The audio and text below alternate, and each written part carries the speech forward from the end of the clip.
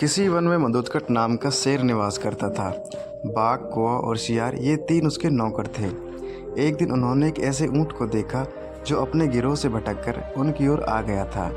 उसको देखकर शेर कहने लगा, अरे वाह, यह तो विचित्र जीव है। जाकर पता तो लगाओ कि यह वन्य प्राणी है अथवा कि ग्राम्य प्राणी। यह सुनकर कौवा बोला, स्वामी, यह ऊंट नाम का जीव ग्राम्य प्राणी है, यानी कि गांव में रहने वाला है और आपका भोजन है। आप इसको मारकर खा जाइए। शेर बोला, मैं अपने यहाँ आने वाले अतिथि को नहीं मारता। कहा गया है कि विश्वस्त और निर्भय होकर अपने घर आए शत्रु को भी नहीं मारना चाहिए।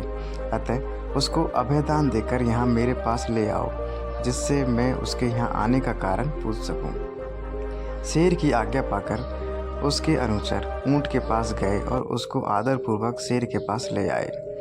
ऊंट ने शेर को प्रणाम किया और बैठ गया। शेर ने जब उसके वन में विचरण करने का कारण पूछा तो उसने अपना परिचय देते हुए बताया कि वह साथियों से बिछुड़कर भटक गया है। शेर के कहने पर उस दिन से वह कथनक नाम का ऊंट उनके साथ ही रहने लगा। उसके कुछ दिन बाद मधुकट सिंह का किसी जंगली हाथी के साथ घमासान युद्ध हुआ। उस हाथी के मसूल के समान दांतों के प्रहार से शेर अधमरा तो हो गया, किंतु किसी प्रकार जीवित रहा। पर वह चलने फिरने में अशक्त हो गया था। उसके अशक्त हो जाने से कौवे आदि उसके नौकर भूखे रहने लगे, क्योंकि शेर जब शिकार करता था तो उसके नौकरों को उनमें से भोजन मिला करता था। अब शेर शिकार करने में असमर्थ था। उनकी दुर्दशा को देखकर शेर बोला, किसी ऐसे जीव की खोज करो कि जिसको मैं इस अवस्था में भी मारकर तुम लोगों के भोजन की व्यवस्था कर सकूं। शेर की आज्ञा पाकर वे चारों प्राणी हर तरफ शिकार की तलाश में घूमने लगे। जब कहीं कुछ नहीं मिला तो कौवे और शियार ने परस्पर मिलकर सलाह की। श्रृंगार बोला, मित्र कौवे, इधर उधर भटकने से क्या लाभ, क्यों न इस कथनक को मारकर उसका ही भोजन किया जाए। शियार सिंह के पास गया और वहां पहुंचकर कहने लगा, स्वामी, हम सबने मिलकर सारा वन छान मारा है, किंतु कहीं कोई ऐसा पशु नहीं मिला कि जिसको हम आपके समीप मारने के लिए ला पाते। अब भूख इतनी सता रही है कि हमारे लिए एक भी पग चलना कठिन हो गया है। आप बीमार हैं, यदि आपकी आज्ञा हो तो आज कथनक के मांस से ही आपके खाने का प्रबंध किया जाए। पर शेर ने यह कहते हुए मना कर दिया कि उसने ऊंट को अपने यहाँ पनाह दी है, इसलिए वह उसे मार नहीं सकता। पर शियार ने सिंह को किसी तरह मना ही लिया। राजा की आज्ञा पाते ही श्रृंगार ने तत्काल अपने साथियों को बुलाया।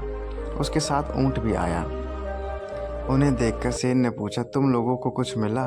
कौवा, शियार, बाघ सहित दूसरे जानवरों ने भी बता दिया कि उन्हें कुछ नहीं मिला। पर अपनी राजा की भूख मिटाने के लिए सभी बारी बारी से शेर के आगे आए और विनती की कि वह उन्हें मारकर खा ले।